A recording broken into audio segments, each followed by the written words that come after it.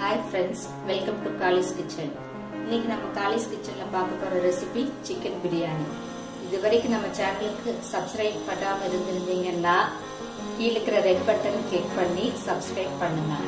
வாங்க வீடியோக்குள்ள போலாம். இந்த சிக்கன் பிரியாணிக்கு அரைக்கிறதுக்கு மட்டும் தேவையான இன்கிரிடியன்ட்ஸ் இது. வரமிளகா உங்க காரத்துக்கு ஏற்ப போட்டுக்கலாம்.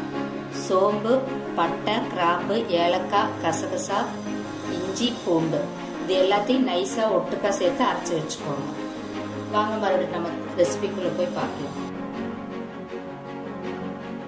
இப்போ மசாலா அரைச்சாச்சு. இது 1 கிலோ பிரியாணிக்கு தேவையான பொருட்களை அரைச்சிருக்கிறேன். மறுபடியும் என்னென்ன இன்கிரீடியன்ஸ் எவ்வளோ அளவுன்னு சொல்லிடுறேன். 1 கிலோ பிரியாணிக்கு 1 கை பூண்டு, 1 கை இஞ்சி, சோம்பு ஒரு 4 டீஸ்பூன், பட்டை, கிராம்பு, ஏலக்காய், கசகசா ஓரளவுக்கு ஒவ்வொரு ஸ்பூன்னு வச்சுக்கலாம்.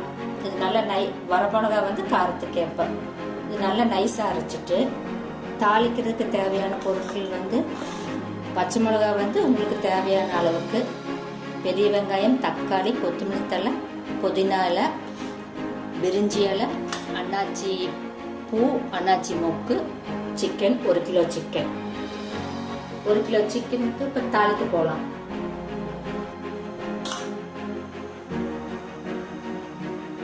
தாளிக்கிறதுக்கு 1 கிலோ சிக்கனுக்கு 1 டம்ளர் ஆயில். இந்த 1 டம்ளர் ஆயில் எண்ணெய் ஊற்றிக்கலாம், இல்லை கூட பாதி கீயும் ஊற்றிக்கலாம், அது உங்கள் இஷ்டம். ஆயில் சூடானதும் இப்போ ஆயில் சூடாயிருச்சு. இப்போ இந்த பிரியாணி சாமான்கெல்லாம் முதல்ல போட்டுடலாம்.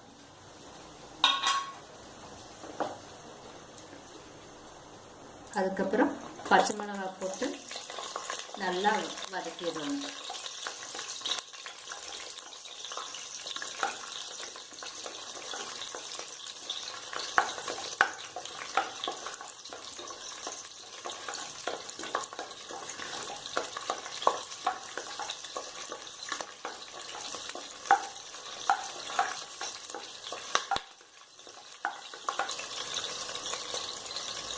இப்போ பச்சை மிளகா நல்லா வதங்கிடுச்சு. அதுக்கப்புறம் பெரிய வெங்காயத்தை போட்டுருவோம். அது நல்லா வதங்கினதுக்கப்புறம்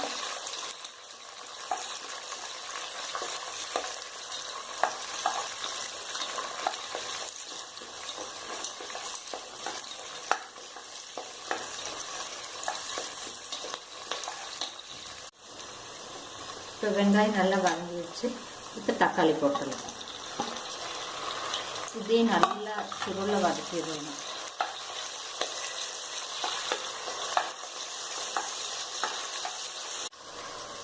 இப்போ நல்லா வதங்கிடுச்சு, நல்லா கோல்டன் ப்ரௌன் ஆயிடுச்சு.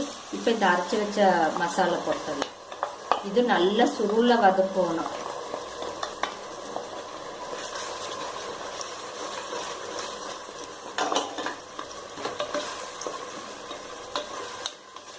கையை விடாம நல்லா வதக்கிட்டே இருங்க. ஏன்னா சில டைம்ல அடி பிடிக்கிறதுக்கு சான்ஸ் இருக்கு, அதனால பார்த்துக்கோங்க.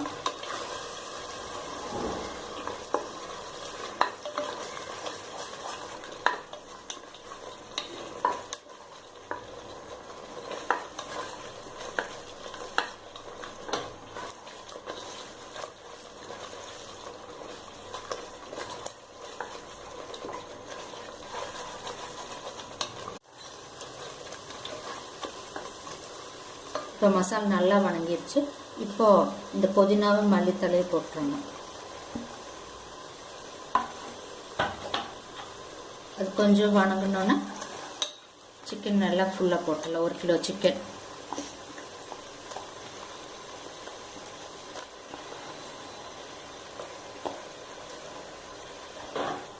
இப்போ சிக்கனை போட்டு நல்லா வணக்குங்க. கொஞ்ச நேரம் நல்லா வணக்கிட்டு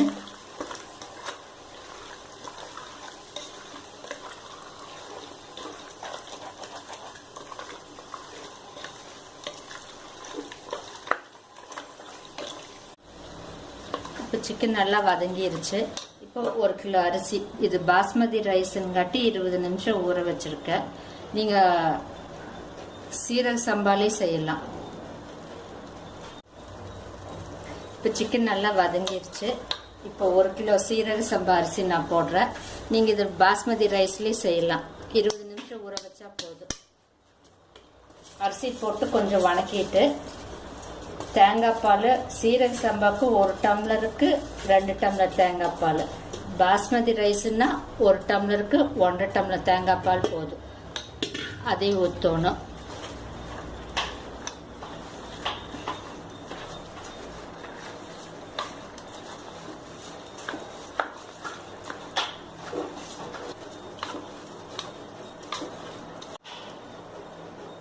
இப்போ அரிசி கொஞ்சம் வணங்கிருச்சு. இப்போ நம்ம தேங்காய் பால் ஊற்றலாம்.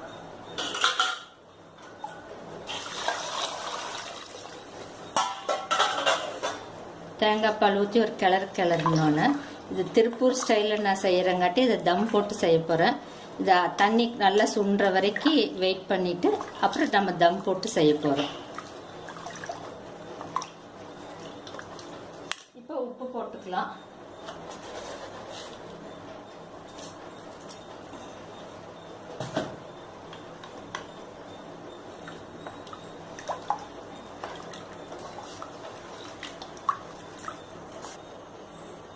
இப்போ தண்ணி சுண்டுற வரைக்கும் வெயிட் பண்ணிவிட்டு அப்புறம் பார்க்கலாம்.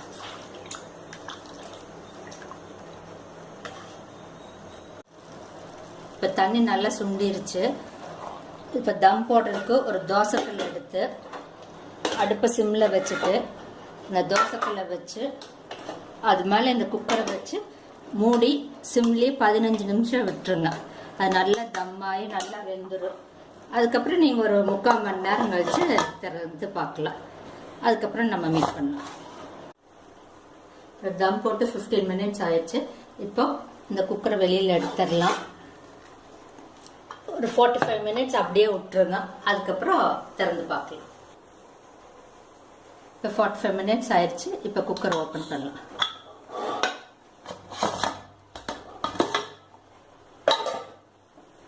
நல்லா ஸ்டர் பண்ணுங்க. ஒரு நான்ஸ்டிக் கரண்டி வச்சு எல்லா பக்கம் நல்லா கிளறி விடுங்க. நல்லா வெந்துருச்சு.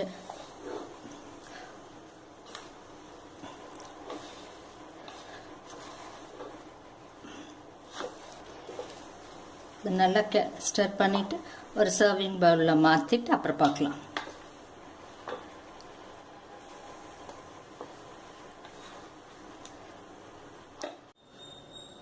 இப்போ பிரியாணியை சர்விங் பவுலில் ட்ரான்ஸ்ஃபர் பண்ணியாச்சு. கார்னிஷிங்க்கு மேலே மல்லித்தலை தூவிக்குங்க. இது கூட எந்த வித ரைத்தாவும் சூட் ஆகும், நல்லா சூட் ஆகும். ஃப்ரெண்ட்ஸ், உங்களுக்கு இந்த ரெசிபி ரொம்ப பிடிக்கும்னு நினைக்கிறேன். பிடிச்சிருந்துச்சுன்னா கமெண்ட் பாக்ஸில் வந்து கமெண்ட் பண்ணுங்கள்.